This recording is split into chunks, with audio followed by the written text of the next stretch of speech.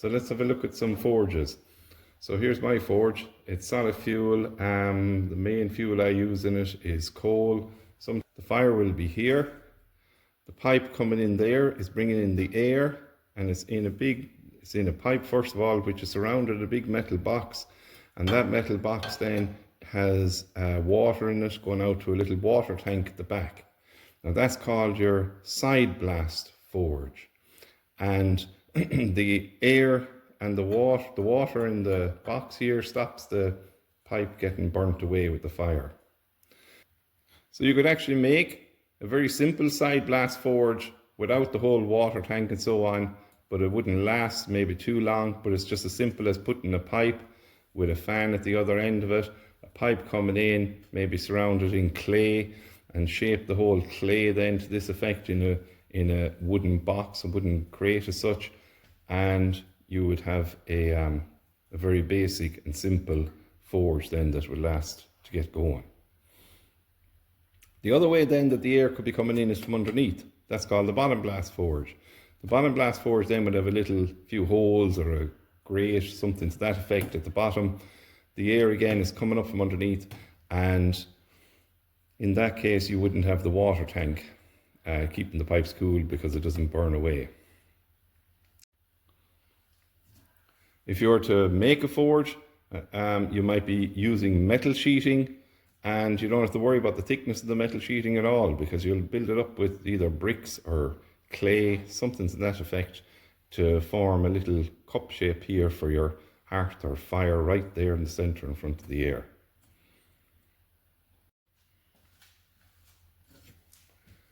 So the air coming into the pipe here then, when there's high pressure put on, then it makes for a hotter fire. Now when lighting the fire at the start, we'll have very low pressure to allow the fire to get going. So here's an example of a gas forge and a 1 or 2 burner, and you can see at the top of the pipe the little wing nut. That's for adjusting the air to get the flame right.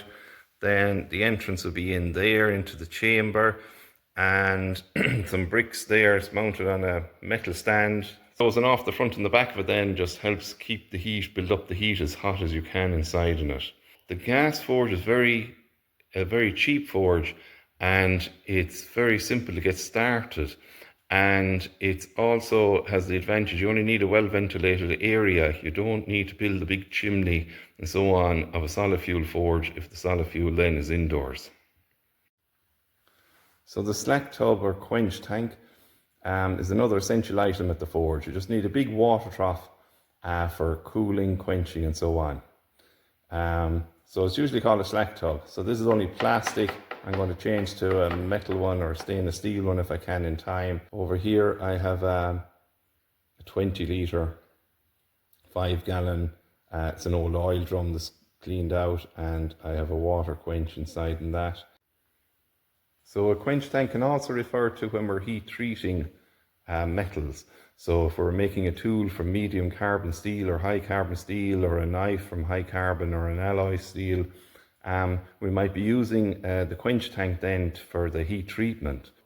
This lever here, it controls in and out the speed of the air from the fan over here is going into the fire.